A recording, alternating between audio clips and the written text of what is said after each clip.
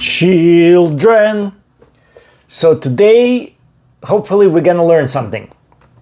We're gonna discuss the main attributes of the knife steel, which are toughness, edge retention, and the stainlessness. There's not much to discuss there, but that's another very important attribute. We may touch on it, but that's not important. The most important thing that we're going to discuss is toughness and edge retention. And also, I'm going to argue that these two concepts are completely misunderstood and misused in knife community, and there should be a different way to approach this. I'd like to start with a demonstration. So, of course, don't try this at home, but I'm going to try it. What I'm gonna do, this is my Magna Cut Mini Adamas. I'm gonna open this can of sweet peas. Some of you may not want to do this, and if you don't do it, okay? I'm gonna do it, and I'm also gonna argue that what I'm about to do is much better for the knife than, let's say, cutting up cardboard, okay? Now let's proceed with this. I don't have enough room here, but this is a nice party trick for you guys to impress some ladies in the woods somewhere. Very easy to do. That Magna Cut is just doing such a good job. Oh my God, it's easy. It's easy. Anyway, so that's enough to access this can. I will wipe this blade and I will show you that there's absolutely zero damage on this knife right now. The blade is wiped. I can physically feel it. It's smooth. There's absolutely no scratches. There wouldn't be any. And there might be some what's called a deformation in the blade right here, microscopic, when the materials are pushed out of the way left and right, and that would be easily fixed by a little bit of honing. So what you do is you take something like this, some kind of honing device, and you gently do a couple of passes, and I mean like 3, 4, no more than 5, okay?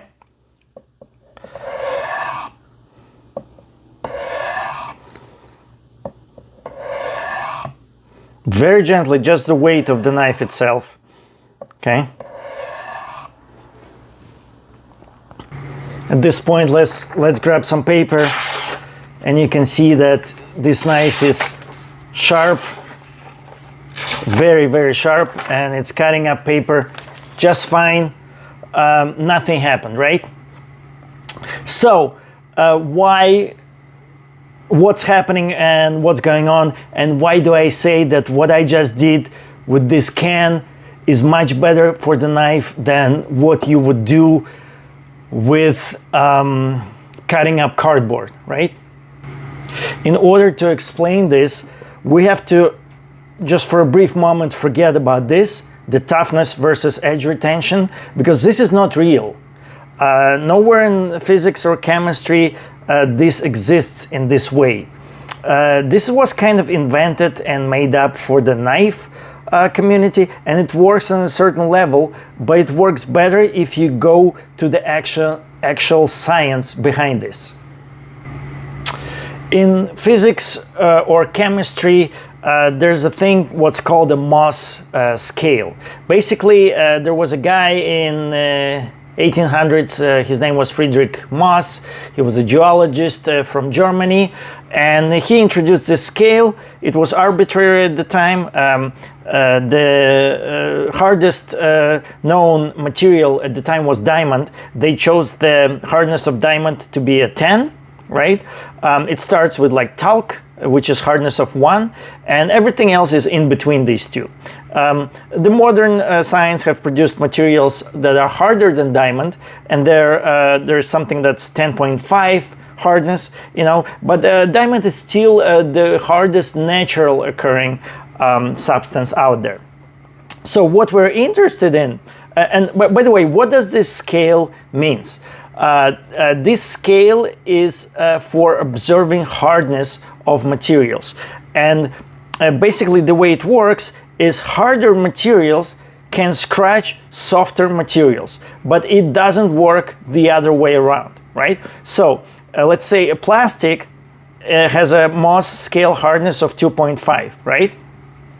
The brass or copper has 3, steel has 4.5, and glass has 5.5.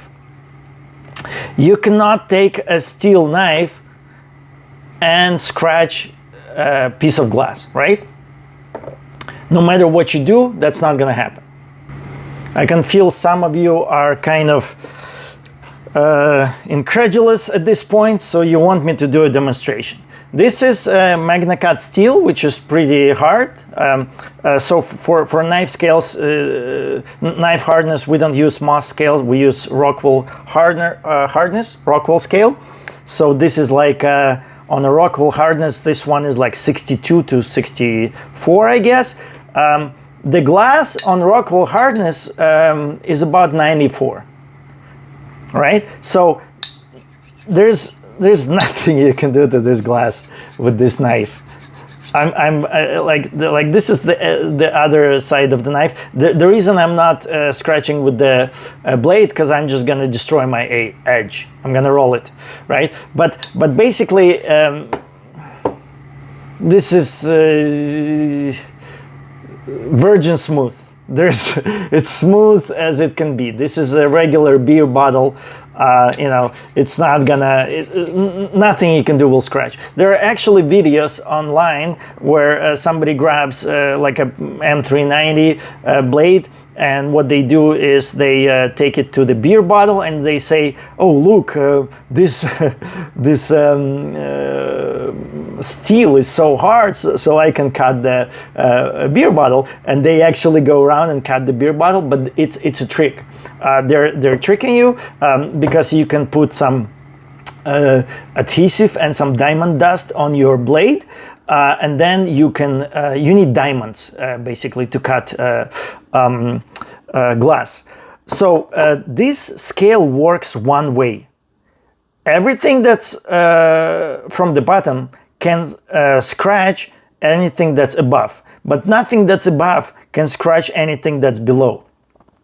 If you own a multi-tool by Leatherman, you know that they have like a brass attachment which is used to clean your steel rifle, the barrel of the rifle from the carbon deposits. And basically the reason it's brass, because it's gonna clear of the deposits, but it's not gonna scratch the steel.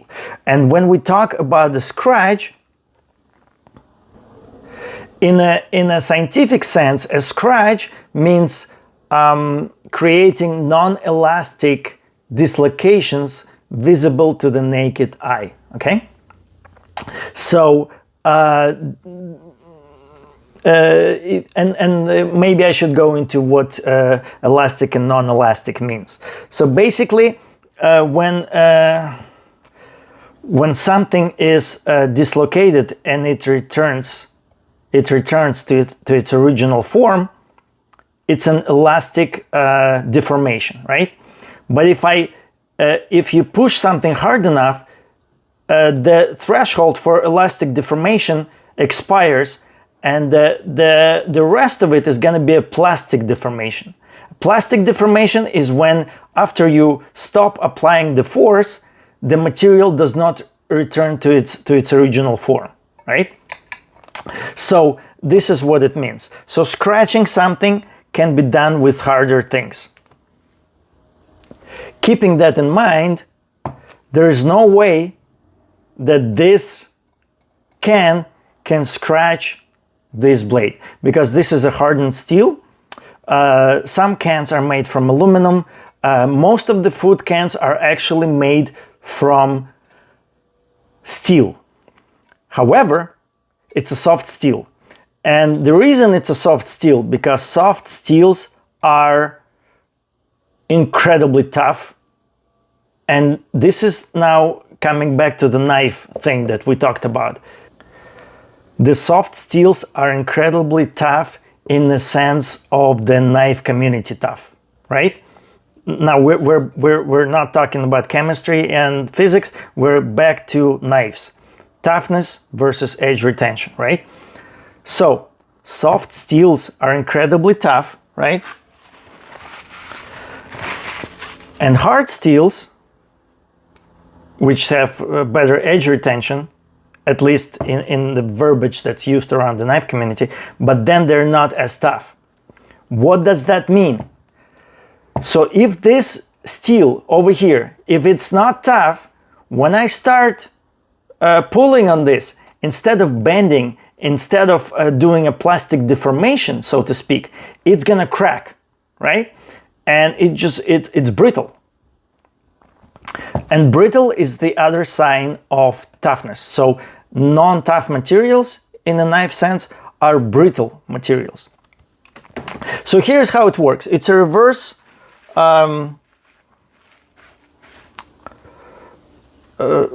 it's a reverse dependency. Basically, the more edge retention you have, as edge retention increases, toughness decreases.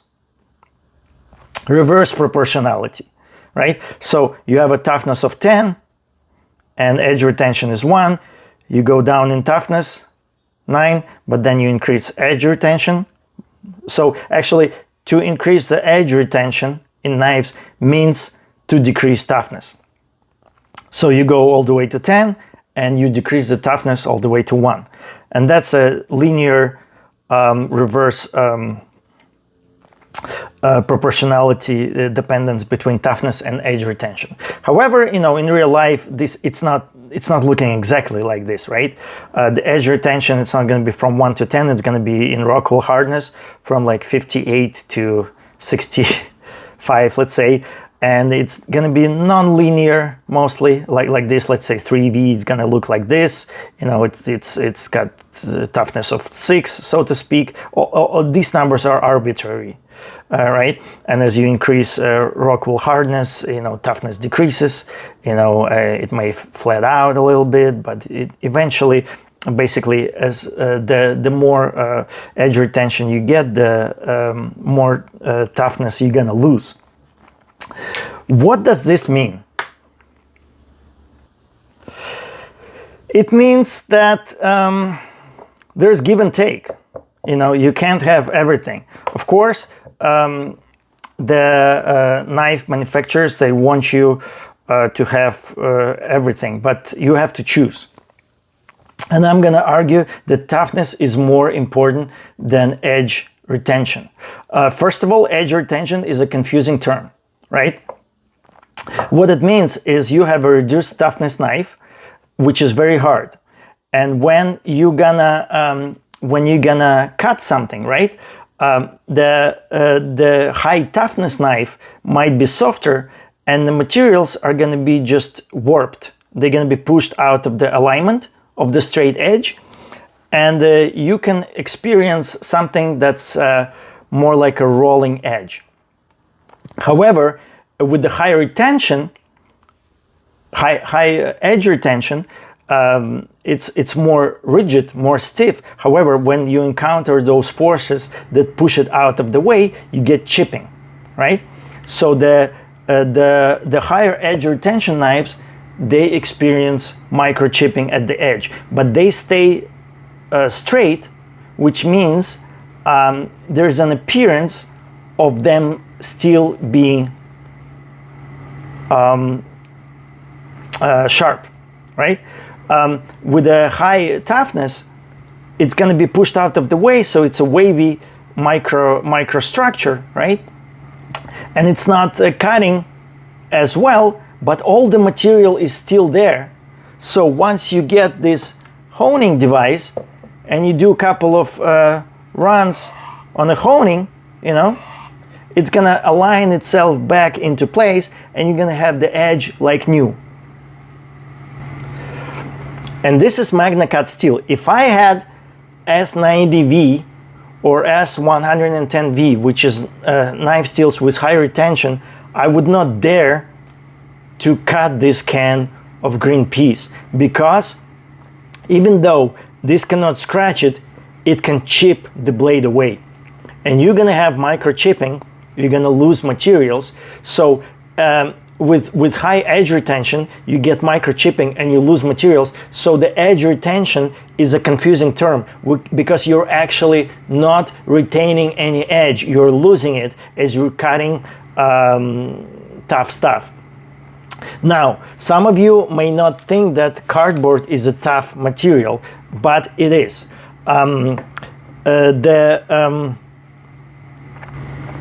Cardboard is a composite material, which means it's not uniform. So when we talk about mass scale and the way some materials can scratch other materials, it takes into consideration that all of these materials are uniform in composition. Like a steel blade is uniform in composition, right? Glass is uniform in composition. However, cardboard is not uniform in composition. It has the wood pulp, which makes most of it, but there's also other things in there. For example, there are glues, which can be very hard, and also clay. Clay is about as hard as glass, and what it means, it gives the cardboard abrasive properties. Abrasive means even though it may look soft and feel soft, so when you're cutting, it will start taking away from your blade. And if you cut a lot of cardboard, you will see that it scratches up the sides of your knife, especially if you have the coating. You know, it will take away that coating, and that's those materials at work, the ones that are abrasive, and you know they do that deformation on your blade. This brings me to a field of study called strength of the materials. Basically, this is what people study at the universities. This is what Larry Thomas studied when he was at school for studying about like steels and what they do. They're not studying this, right? They're not studying toughness versus edge retention. The relationship is a little different. And forgive the stain from the peas can that I opened earlier. Basically, as you apply the force to any given material, right? The stress within that material increases, and the stress is the ability for this to push back, right? And at first, it's a linear relationship. So the more force you apply, the more force the material is pushing back with, right? And at some point, when you increase the force, the stress increases, and you get to the point of yield. This is where the material starts yielding, and you're gonna have a bend, right? And that is instead of like elastic deformation, where it's going to come back to normal, you go into the area of plastic deformation, where it's not going to spring back into normal, right? So at this point you yield, so still the stress goes up higher, but not at the same rate, right? It's a little lower, and then once you bend it enough, if you keep bending it, at some point the amount of force that the material is gonna project back as you increase the force, it's gonna be less, and eventually there's gonna be a point of fracture, and that's where material just breaks, right? So with high toughness, this point of fracture may not happen, or at least not happen as soon. With high edge retention, which means lower toughness and high edge retention, this fracture will be much sooner. In fact, you're not going to have this non-linear part, the relationship between yield and the force applied and the stress in the material, all this is going to be kind of eliminated, and you're going to go directly into this linear thing where you apply the force to the blade, right? And it's just going to chip away. It's just going to fracture right here. This is going to be a fracture for a high edge retention blade that has lower toughness, but in a way, it's called high edge retention. That's why I think that edge retention understanding in knives is confusing and also misleading, because you're not retaining any edge, you're actually losing materials. It might be on a microscopic level where you will not see, but that's what's happening to your blade. That's how it's losing its sharpness. Eventually, you're going to lose enough material that all that edge is going to be gone, and you're going to need some sharpening. Of course, it's harder to sharpen something that has a higher edge retention because you lost a lot of material. And instead of sharpening something that has high toughness, where you can just hone it back into place, and it takes like a couple of moves to do that, you actually need the diamond plates, and you need to like really put the edge on there and then hone and then do all that. And that's the difference. Here's I'm gonna try to draw the edge of the knife, kind of like this, yeah, if you had to look at it from this point, right? So here you have your knife edge, right? And if let's say you're cutting up a can of peas like we did earlier, it may deform the edge, and it may look kind of like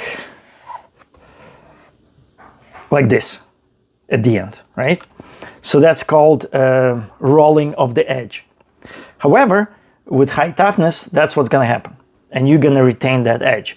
With low toughness, when you get but high edge retention, you get to this point, there's going to be a crack, and you're going to microchip away a little piece of the edge. So if I have to draw it like this, right? If you have the edge like that, it might look similar with the high toughness, but with the high edge retention, you will have microchips, so pieces of material missing along the way. And but it's still going to be straight. So when you kind of look like this, the high toughness blade, looking from here, might resemble something like this on a microscopic level, but high edge retention knife is going to resemble something like this on a microscopic level, right? So when you try to cut something with a used high toughness blade, it might not cut as good because it's something like this, but high edge retention blade still cuts very good, even though you're losing edge along these chipping points, right? However, once you lost enough edge and you can feel that your blade is not cutting as good and it's time to sharpen it, the sharpening of these two blades are actually very different, because you still have all this material left on the tough blade and possibly lower edge retention blade, but you are missing all this material on the high edge retention. And that's why I'm saying that edge retention term is confusing and misleading. You're not retaining this edge. You're losing it away. You're retaining the illusion or just the initial structure of this edge. So when it comes to me, I think that toughness is the most important characteristic, right? I will never trade toughness for edge retention.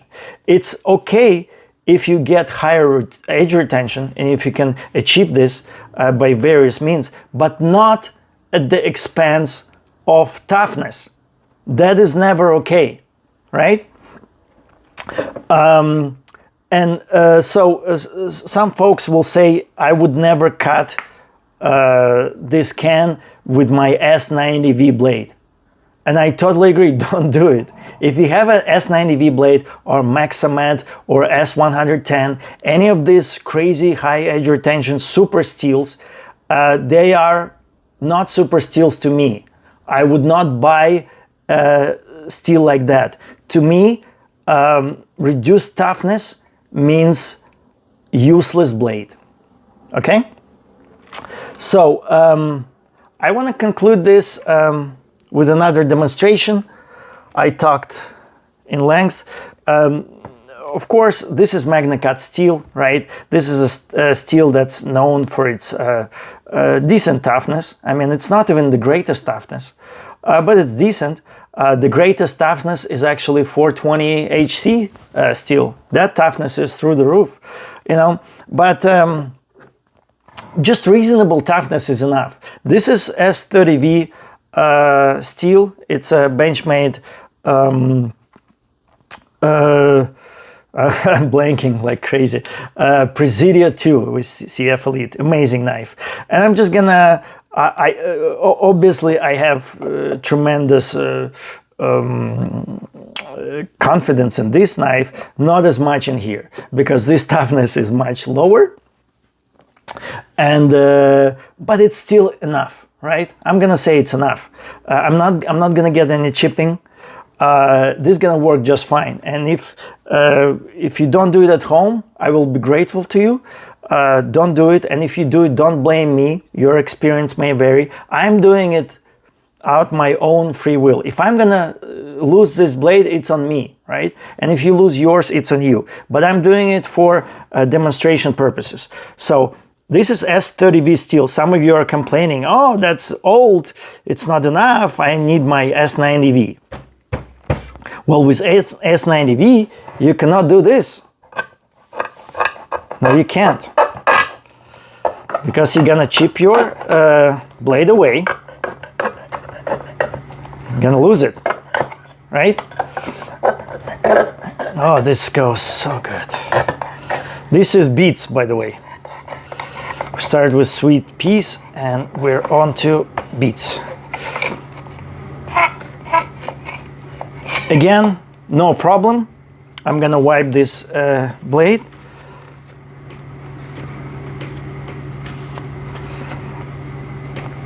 There are 0 scratches. As we discussed, it would be impossible to scratch according to science.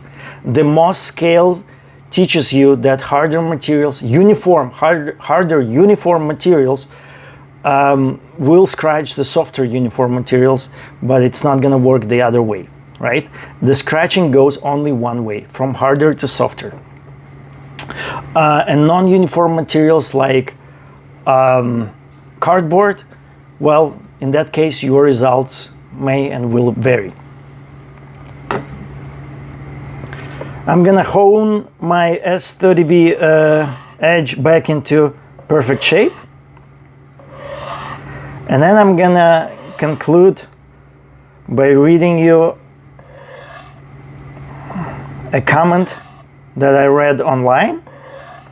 And it perfectly summarizes everything I have to say on this subject. This is some guy, I don't know his name, but he is, and there's some questions. It's not science, it's an opinion, right? But this opinion is very concise and interesting and kind of summarizes the things that I want to say, even though he's not 100% right on everything. Nobody is. I'm also not claiming I'm 100% on everything, but here's his opinion. So, cardboard is 99% of what I cut. At work, I manage a liquor store. I use my knives to make cardboard displays, break down boxes, and so on. I do a lot of cardboard.